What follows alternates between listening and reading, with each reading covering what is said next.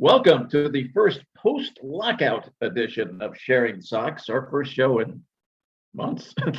I think it's our first show of 2022. It is the first of the year. We normally do this once a week on Wednesdays. We put this off till Saturday because everybody was doing something Friday because of the end of the lockout. And we expected all kinds of things to happen in 24 hours, and not too much did, but a little did. I'm Leigh Allan, the duty geriatric at Southside Sox. And with me, my son and West Coast correspondent, Will. And I am actually the Ohio Valley correspondent today, staying at Will's sister's house with family, which means munchkins in the house who could be coming in and out of the discussion at any time. Though I hope they know to say "Go Sox" when I gotta ask you. I gotta ask you about this rebranding real quick. As you've always been the duty geezer, and today you went with duty geriatric. Is that? It's the first of the year, Oh, I've aged. okay, all right. That's what. So this. I'm going to revert to geezer after this one, but I just thought, Yeah, it's been a long, hard winter without baseball stuff. Yeah, you aged more during this off season than Exactly. you would have normally. Yeah, you see my beard's all fuzzy and stuff. Because the MLB owners decided to make this winter extra hard on us. They did. Yeah. So the contract is out there. It's been done. I thought the players gave in on some things maybe they shouldn't have, and it was interesting that their executive committee voted 8-0 against it, and then the teams voted, I think it was 26-4 in favor. I don't think either side, I don't think they got very far on trying to solve competitive balance. No, that was definitely the area that I think in reality was holding things up the most, because they were so far apart and nobody would move on it. It did end up moving a little bit, but the players, I agree, they did not get everything they should have gotten. That being said, I don't see a big issue with the subcommittee voting 8-0 against it and the teams voting for it, just because the subcommittee is essentially all the guys who are making the premium dollar playing this game. Yeah, and mostly. the teams are going to represent a little bit more of the guys who are getting that 725,000 minimum. So I didn't view it as a slight from the subcommittee to everyone else. I didn't view it as a slight against the subcommittee from all the teams. I am just glad that they worked it out. We had canceled 2 weeks of the season at that point. Now they're back. They're back, yeah. But the next day that we would have lost was the 75th anniversary of Jackie Robinson playing his first game, and that would have, I think, been a baseball death sentence if we didn't get to celebrate that guy the way we should. Would have definitely been very, very bad. A couple of things that came out. I mean, there's been umpteen discussion we don't need to get into about how many dollars went this way or that way. But a couple of things that came out at the very end that I never saw mentioned by anybody during the course of events involve the schedule. And I don't mean eliminating a week this year, but the schedule in the future. First of all, going international, playing games in places like London and Tokyo, and there were several others named that I don't remember. And the other big one, from the point of view of Sox and Sox fans, is that they're going to try to balance the schedule so that you will play all, not in 2022, but in 2023 forward, you will play all 29 teams. So you won't just have one interleague division to play. And this will all be made up for by reducing the number of games within your division. Now, from the Sox point of view, if they could play all the games within the division, they could go 130 and 32 because the division is pure crap. But from a fan's point of view, you get tired of going, hey, let's go to a ball game. Who is it? Oh, it's the Royals. No, you're going to have actual baseball teams, not minor league teams, actual major league teams coming into Chicago to play games at the GuRF. And that will be nice. I'm very into that change. I think that change is one of the coolest ideas to come out of all of this, is the fact that we potentially could see the White Sox in 20 different stadiums during the season is really exciting to me. And I I'm with you, and I think everyone else in saying, "Oh God, the Tigers again, the Twins again, the Royals again." It's exhausting. The Guardians, who Yeah. well, I don't even know about that team at this point. But I am very excited that we're going to get to play some more of the NL West and the NL East, and potentially get some Well, in more the American games League East, more, and the against the American League AL West, more East. Yeah, presumably. It seemed to me if you played 3 games against every National League team with one additional one for your rival, so we played 4 with the Cubs, and then you played 6 with each of the other divisions in your league, that would leave 14 games rather than 19 games each against your intra-division opponents. I like that reduced even more, but I would think me it's too. at least Yeah, going to be that. And they may balance it more within the league. And again, while it will lessen the White Sox record, it gives the White Sox much less chance of having the best record in the league and therefore a bye in the first round of the playoffs and so forth. But I think it also gets them ready for the playoffs. They stink in the playoffs because they go all season barely ever playing a good team. 2/3 of their games last year were against teams under 500, as opposed to it should be slightly more than 500 because you're over 500. But right. you get used to playing nobody. I mean, Dylan Cease eventually has to win a game against a good team. I think he did one last year. He can't. Yes, he could go 19-0 if he could face the Tigers every time, but he needs to get some practice in against guys who know how to play the game. And the same where the Sox really hurt against good teams was pitching. The hitters hit Yes. slightly less. Okay, that's to be expected. You're playing better teams. The pitching was way worse against good teams than against bad teams. So to give the pitchers better chance, maybe give La Russa a chance to learn how to manage. Or remember, I know he learned once, but yeah, memories faded there. Yeah, I mean, I think whatever we can do to have to play better teams to earn the right to get that playoff spot. Obviously, they're expanding the playoffs now to let more people in. But yeah, I mean, when you play the Twins and the Guardians and the Tigers and the Royals all year, and you get to that first round against, Tampa or New York or Boston, And there was a Toronto. time when each of those teams has been good at one time in the last 20 years or so, but they've all Sure. been tanking lately. So it's you and 4 tanking teams. And it It's does also, more so than other divisions, seem to be that only one of the 5 teams is very good at any time. There are exceptions to that over the last 2 decades, but very often in the AL Central, it has been one good team, one pretty good team, and 3 absolute stellar very garbage common. You teams. look at the 2020 season where we had 3 playoff teams with identical records, which among them won one playoff game. That was the White Sox. And of course, the same. The NL Central's pretty similar. The 2 Central divisions are pathetic. Yeah, I Milwaukee and mean St. Louis, though, are both pretty good right now. So you got 2 decent teams over there. But at any rate, I'm look forward to that in 2023 coming up. Meanwhile, what do we look forward to in 2022? We expected all this huge free agent work as soon as the contract is signed. People were thinking, will it be 2 minutes after or 3 minutes after when the first contract is signed? First one to go, Carlos Rodón. Yeah, 2 years, $44 million to the Giants with his choice of coming back for the second year. So it's a really Oh, I good deal didn't for him. realize that. I He didn't has an realize he option. has He the has an option option. on the second year. So if he has a Oh super man. 2022, he can go for the big money again.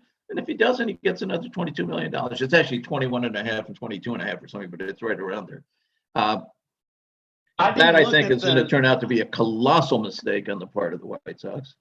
I am well, admittedly to say it either is or it isn't. It's Rodon. I don't think is going to be in the middle anywhere. I don't think he's going to be. I think we're going to see Rodon get hurt, or we're going to see Rodon be great. I am, unfortunately for White Sox fans, thinking he's going to be great. I think, and the guy, and it was the St. Louis, not the St. Louis, the Seattle page of South SB Nation, our fellows over from Seattle, who did this brilliant analysis with videos of Rodón through the years and showed what Ethan Katz, and I'm a huge Ethan Katz fan too, had done with him in 2021. What he had changed so that instead of just being arm and the arm going kaput, that he was using lower body. And the only, we have, as a rule, very good commenters on Southside Sox. We don't get a lot of comments except for game threads, but the ones they are generally very intelligent, except when it comes to Rodón. And they all go, well, Rodón gets hurt all the time. You didn't learn. You didn't. Yes, he pooped out last year. Well, let's see. He pitched 40 innings in 2 years, and our idiot manager threw him over 100 pitches 5 games in a row in April and early May. Gee, what a surprise when everybody out there was saying, you got to really take it easy with your pitchers. And that's for guys who pitched the whole shortened season. He didn't pitch any of it. And all our guys were worn out. I mean, our starting staff was done by the end of the year. And certainly was done in the playoffs. And that was Russo. That was totally Russo's. I definitely think this is actually going to be a situation that comes back to haunt us. Because Rodón is also moving over to a very surprisingly good Giants team last year. Where Ethan Katz came from and learned his trade better. Exactly. And, to not give Rodón the qualifying offer and then to see him sign this deal does make me think that he would have taken the qualifying offer to stay with the White Sox. He loves this team. He loved Boros, though, doesn't. Sure, but at the end of the day, it's up to Carlos and Ashley, his wife, on where they're going to be. And the White Sox really stuck with Carlos for years in a market where I'm not sure other teams would have. So I think you would have seen some loyalty return there. Not that anybody needs to be loyal to teams at all in any way, but he clearly was in with those guys. He was clearly very close with Lucas, Giolito, and Dylan Cease, and it would have been just amazing to see him come back. It's just a guess that he would have taken it. I can't sit here and say he would have taken it, but they got a deal, actually. I think if Rodón is healthy, the Giants got a deal even at $22 million, because his upside is way past $22 million a year. His downside is, the injury thing. But unfortunately, we're not going to get to see Carlos Rodón in a White Sox uniform for the next at least 2 years, and I think that's a huge hit to this team. And I think starting pitching now becomes a pretty glaring issue. And Han on Friday's going, we need another starting pitcher. Well, yes, you're going to, because you got guys on very controlled innings. You got shortened spring training. You're going to need one. And good luck. Yeah, good luck. It's not going to be an easy one. I just saw that, and we're in danger on anything we say being outdated before it's off our mouths, let alone recorded, let alone on the site. I hope that's the case. The Blue Jays have signed Kikuchi, so that was another prospective free agent out there to go. Not too much out there has happened so far. Of course, we're desperate need of a backup catcher. The Angels just re-signed Suzuki. Just moments ago, yeah. Yeah. So, I mean, I don't know. I look at the backup catcher. A year ago, the backup catcher situation was wonderful. You got to pick one of 10 guys and had a real serious improvement. This year, it's really bad. Well, let's. I know this is your favorite topic to talk about on podcasts as backup catchers, and I do actually want to keep talking about it. But let's take a quick break. This seems like a good time, because then we can come back and start talking about the needs for the team moving forward in free agency. I'll be shocked if the White Sox make any moves while we're recording this podcast. Other teams will, but I'll be shocked if the White Sox do. But let's take a quick break, and hopefully during the break we come back and learn that the White Sox have signed a bunch of studs. We'll be right back on Sharing Sox. All right, welcome back to Sharing Sox. We've kind of done our lockout talk, and we are no longer locked out on our locked out talk. We're happy to be back here in 2022.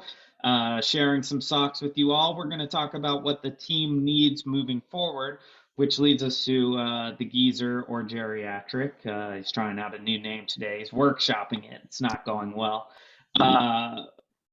But we're going to talk about backup catchers There because aren't any. I mean, there's I not. look, the choices are like Stephen Vogt, Jeff Mathis. Mathis is 39. Austin Romine might be Oh, as good a choices as out there. That's desperation. It's really, really, really bad situation there. Maybe we should move on to something else. One of our fellow writers, Trooper Galactus, did a piece Saturday morning on possible trades to get rid of Craig Kimbrel. And one of the ones he wanted to do was to Texas for Kinder Falafa. So we'd have a second baseman coming in, which we desperately need. And about 3 minutes after he wrote that, Kinder Falafa was on his way to Minnesota in exchange for somebody going back to Texas. So that's out. The second baseman situation is not good. I mean, no, it's not good at all. The people keep bringing up we should get this guy, we should get the guy, Jeff McNeil. Okay, Jeff McNeil's an all-star. What would we like to give up? We're not going to get him for Craig Kimbrel. We might get him for, let's see, the Mets could use a starting pitcher. I don't know that they'd be satisfied for another $16 million washed up old left-hander. I don't think so. So we don't have any starting pitchers to give. I mean, that's basically their need. The situation we find ourselves in with the second baseman is really bad, and it just makes that Kimbrel deal look worse and worse and worse. $16 million title. Of course, you've still got Story is still out there. You want to spend the money for him. Correa is out there, $300 million. Jerry will cough that up in a minute. Yeah, Chris Bryant. Gene Segura talking of a the lot Phillies about Chris keeps Bryant. getting mentioned by various people who really hope the White Sox can find a brain-dead general manager in Philadelphia. Phillies need is a leadoff hitter. Well, we've got one. They need relievers. Okay, that's Kimbrel. And some middle of the order hitters. So I suppose if we gave them Kimbrel and Anderson and Abreu, we might get Gene Segura back for that. That would seem about even. Yeah, I mean, I think they would also take Anderson, Robert, and Moncada. I don't think we have to give up Abreu. As long as we throw in Giolito and Cease as well, we should be all right. And Hendricks. Yeah, we have, and this is something I actually want to talk about because we have these spots to fill: right field, second base, pitching. I've seen a million genius tweets from White Sox Twitter saying, what we really need is right field and second base. It's like, yes, we know. We have been saying that sentence for years. A long time now. So my question to you is, in the trade market, because we know we're not likely to drop $300 million on a free agent, who would you give up? Because that's something White Sox Twitter fights about the most. Well, I think the one thing guys. you're going to have to be willing to go, and it is a boon, I think, to the White Sox that the National League will have the DH, because we're a team full of DHs. Yeah. Gavin Sheets is a DH. That's what he is, really. Sure. Andrew Vaughn, yes, he did fine in left field, but every time you say, well, he did fine in left field for a guy who's never played there, it's always for a guy who's never played there in whatever position he goes to. He's not a good fielder. Maybe a good, decent first baseman, but again, really a DH. Hell, Eloy is really a DH. Yeah. You'd expect an awful lot for Eloy, but is Eloy off the table for you?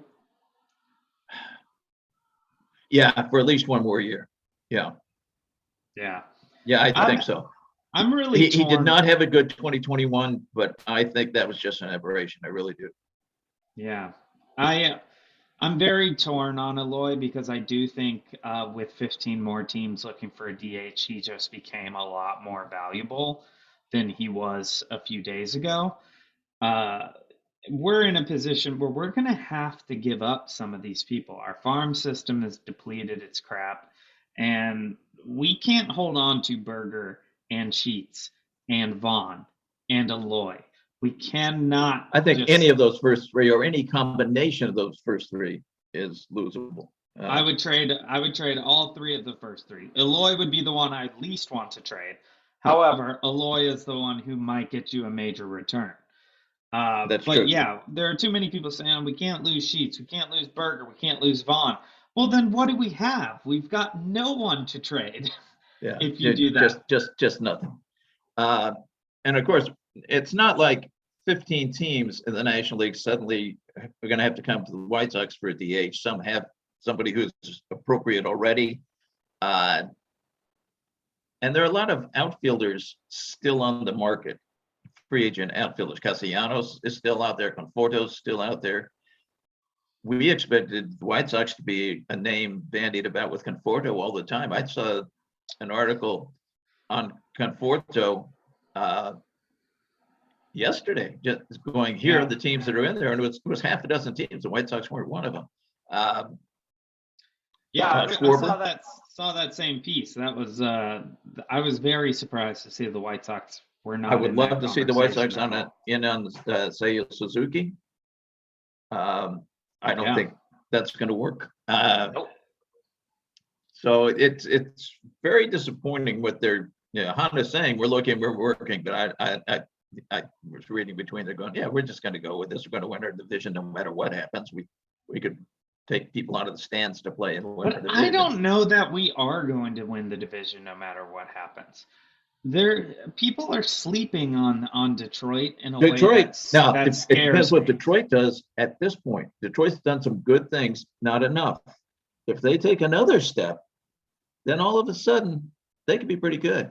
Yeah, if Detroit says, you know what, if signing the one big free agent is going to push us over the White Sox, they're probably going to do it. And the White Sox don't have that mentality. I think we're going to have to trade a lot of these young guys, if not all of those young guys, to really build a World Series team. Because as we stand right now, we're not even close to a World Series team. We're just not close. We're sitting on the terrible Kimbrel deal. We're missing major parts of our lineup, including, credit to you, a backup catcher, which we desperately need unless we want to kill Yasmani Grandal. I would think it'd be very, very lucky with his increasing age, the injuries he's had in the last couple of years, if Grandal catches as many as 120 games. I think that would be very fortunate. And honestly, we don't want him to have to do that. It's not even necessarily about can he do that. We don't want to have to make him catch that many games so we can keep his legs fresh into October and November. Of course, we talk about his defense historically. He's not that good defensively anymore. No. I mean, he never has been as far as throwing people out and that kind of thing. He has been for framing, but last year his framing scored very average, right smack dab in the middle, like 15th in the majors. So it's not there anymore. So you can use him more at first base or DHing. I think if you've got somebody else to catch, and we've got nobody. No one. The number one thing for me is a defensive-minded backup catcher. I honestly don't care if the backup catcher hits 115. That's what our catchers hit anyway. But we need someone back there who knows how to play that position and play it well. And I'm fine with not having the best catcher in the world behind the plate when Grandal's back there because he has a on-base percentage over 400. And he's while hitting 150. Clearly an emotional leader on the team as well. But what we really, really need is for that backup catcher to be a defensive threat because he's not going to be an offensive threat. Look at what's out there. There's not a catcher out there who's going to come in as our backup catcher and hit 290 with 15, 20 home runs. It's just highly unlikely to happen. So what they have to be thinking is get someone who can catch the ball, frame the ball, throw runners out. We have not had a catcher who's really good at that in some time. I don't know where that guy is. He's sitting in the minors somewhere probably. But they gotta start thinking about the defensive aspect of that position, because you can't have, a Zach Collins out there calling games, calling pitches. It's not right. It's not going to get you there. It's not going to get you that World Series. We are in desperate need back there. I think I might be preaching the backup catcher even more than you preach it this year. Which is hard to do. But that's just because you preached it so much last year. I poo-pooed you preaching it so much last year. And then it became such a horrible, glaring, awful thing for the team last season that now I'm just like, okay, the geezer / geriatric was right. We got to get this backup catcher going. And you know how hard it is for me to admit that you're right. You know Yes, how hard that is. I have 30 some years practice at that. It's in the blood. It's in the blood that you gave me. And we both don't like admitting the other person's right in a fair and friendly way. But yeah, I'm just very concerned about who's going to be behind home plate. I love Yaz. I think he's a great person to have on the team, but I would love to see him playing first base a lot more, DHing more, just to keep his legs fresh, because he is more valuable to us as a power hitter later in the season. And that requires those legs to be in really good shape.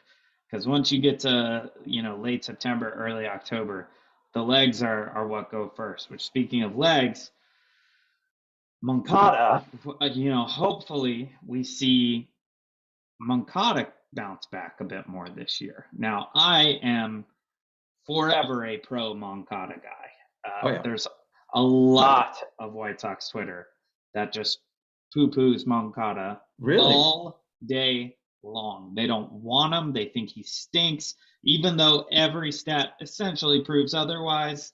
They're just like, oh, he's terrible. He can't play. He can't hit.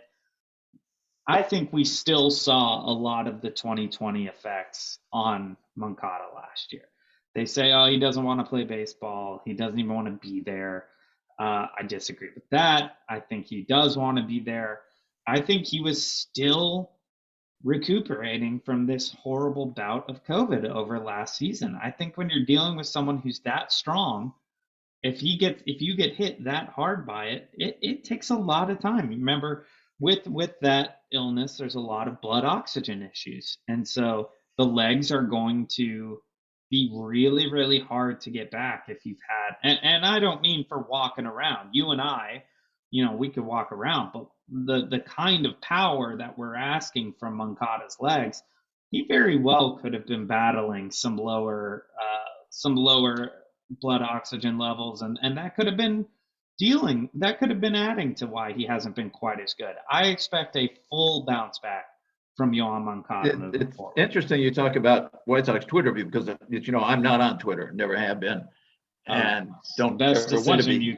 Best decision you could make. And I mentioned earlier in the cast, I think our commenters on Southside Sox tend to be very intelligent and very knowledgeable people, by and large, overwhelmingly. You and I both have spent a lot of time lately, as I'm sure other people have, on MLB trade rumors during the course of negotiations. I think it's a superb site. I think they've got great sources. I think they know every player in the majors and most in the minors.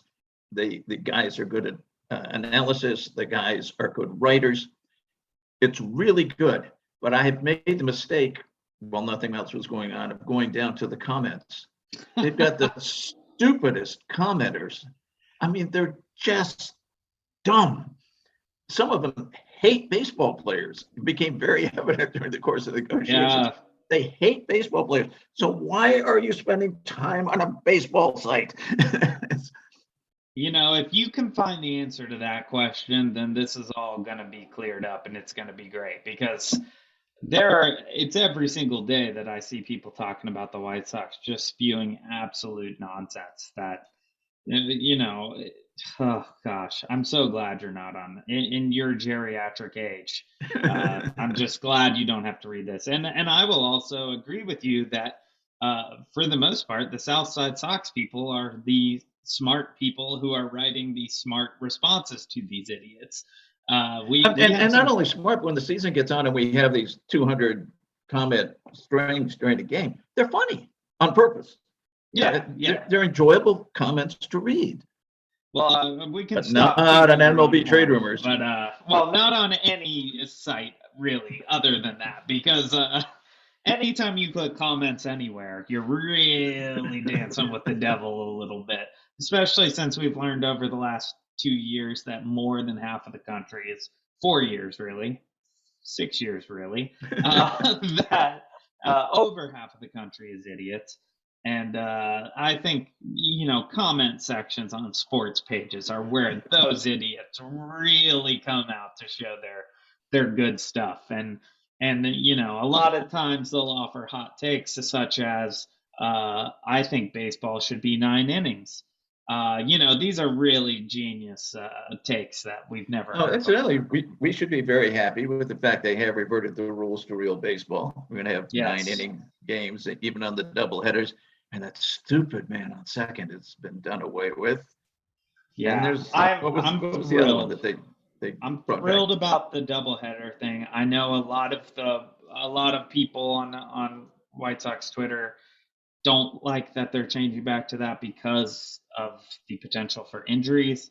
But honestly, if you can't play doubleheaders that are the actual length of baseball games, you got to figure out a different way to play the game if that's going to lead to too many injuries. I understand. They played doubleheaders for 100 years, 100 and some years with 9 innings, and they were very rare this century because of owner greed. But in the 20th century, extremely common, almost every Sunday, plus twilight doubleheaders. It's one thing that the pitchers can't pitch as much anymore because now they're throwing 100 miles an hour, and it's different. They were kind of pacing themselves, starting pitchers in earlier years. But a regular player can't go out there and play 2 9-inning games in the course of. I mean, maybe Nelson Cruz needs to be given a rest that second game, but that's why you have substitutes. And, it doesn't make any sense they can't play it. Yeah, or that they can't play a 16-inning game. Yeah, that is all. I mean, that has been a part of baseball for so long, and it's what makes baseball unique is the fact that the game could go on forever. The other sports don't really allow for that. I mean, I guess basketball could go on forever. It's just far less likely to. But I think that's something that makes the game special. And switching to 7-inning doubleheaders during the pandemic, I understood. I was fine with it. It happened. It was a thing. I'm very glad that we are going back to 2 full 9-inning games. The mindset behind I want less baseball for the same amount of money is something I will never understand. And I get that the game is slow. The league does everything in their power to make this game worse for fans every year. They're trying to destroy the game. Well, I think we're going to have the clock really terrible next year, 2023. I think the pitch clock is going to be there, and it's going to be pretty severe. But it's not going to be there this year. I think that the pitch clock is a good idea. I hate the idea that we're having to use one because I wish pitchers would just pitch the damn ball. But more batters stay in the batter's box. True, but honestly, at least for me watching, and I'm sure these stats are out there, but for me, it definitely feels like what the batters were doing to slow down the game in the early 2000s, the pitchers are now doing to slow down the game this last few years, and now we have both of those things happening, and that's why your game has become so much longer. And that's without Nomar Garciaparra. Exactly. Who alone could take an hour and a half or 4 at-bats. But these pitchers, I mean, the way that I'm really actually interested to see how the clock changes the game. Because if the answer is the pitch clock makes it so you can't throw 100 every pitch, I think that's helpful for baseball. I do. I think it's helpful for putting the ball in play. one of the things that is making this a 3 true outcome game is the fact that the pitchers are fully recuperating between each pitch so that they can throw 101 miles an hour again on the next pitch. Well, baseball was never about a guarantee that you get to rest between pitches. Look at Mark Burley, who essentially did not rest at all between pitches. And I realize I don't think he even rested between innings. I think it's back to throwing. I do actually agree that if it takes you that long to get ready to throw the next pitch, then you are not playing the game right. And you should be able to pitch. And this is something we're seeing too with these White Sox pitchers who are throwing 120 pitches, but we're in the third inning.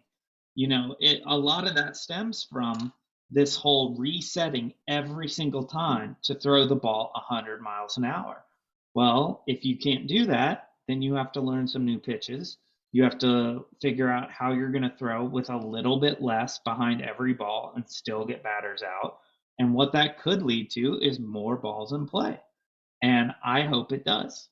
I'm not for banning the shift. I don't think that banning the shift is an interesting thing for us to do as fans of baseball. I think what you have to do is get the pitcher batter relationship back to normal, back to what it has been, and then from there the game can change itself. Because banning the shift, all that does is say keep taking your time, keep throwing it 100 miles an hour. Well, those guys just can't stand there now. Any batter who is not capable of learning how to hit the opposite way better be able to hit it 450 feet most of the time or play in AAA. There's no excuse for that. They've grown up. Well, the excuse is they've grown up that way, but you should learn it. It's not that hard. It's easier really than coming around on the ball. You get an extra, I don't know, 200ths of a second or something. But here's where I think the pitch clock can change that, is that if these pitchers aren't taking all that time to reset so that the ball isn't coming in at maximum velocity every time, I think the hitters will be able to adjust and they will be able to start using the whole field again. Because it's not like these guys aren't trying to. It's just that the pitching has become so fast and the movement has become so intense that batting has essentially become defense more than it has become offense. These guys are just trying not to strike out. They're trying to just get the bat, as much of the bat on the ball as they can.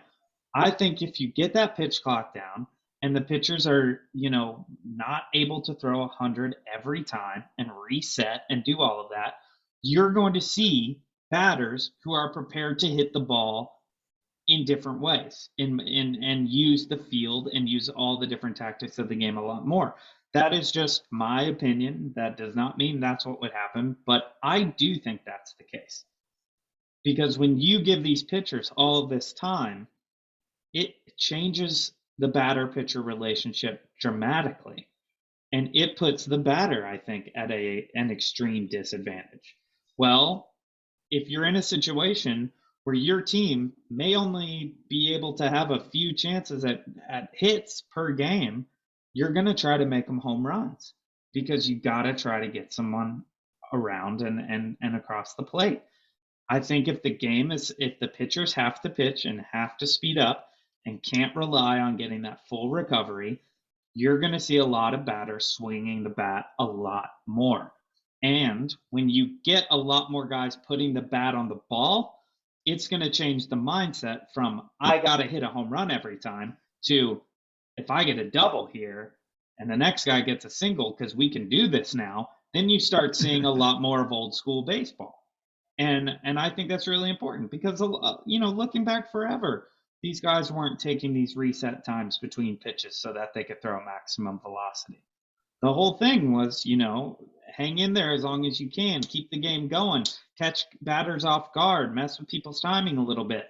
And we're not seeing that anymore. And I think that's what's led to this very sort of boring form of baseball that we've gotten to. That is all the time we have. We've actually run long today, but I just want to not take you into the wee hours of the night with our first one back in 2022.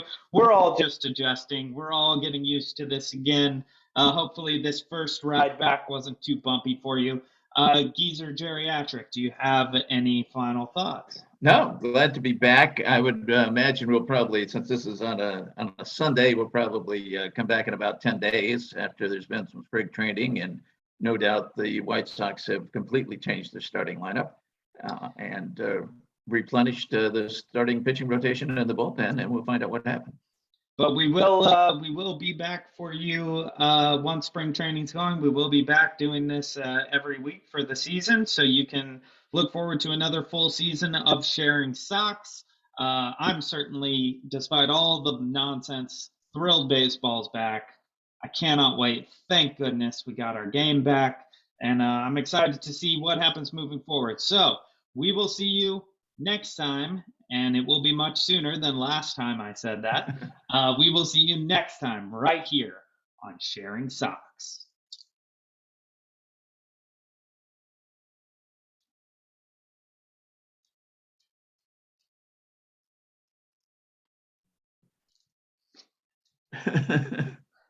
Sorry, I'm trying to get to the stop button. There it is.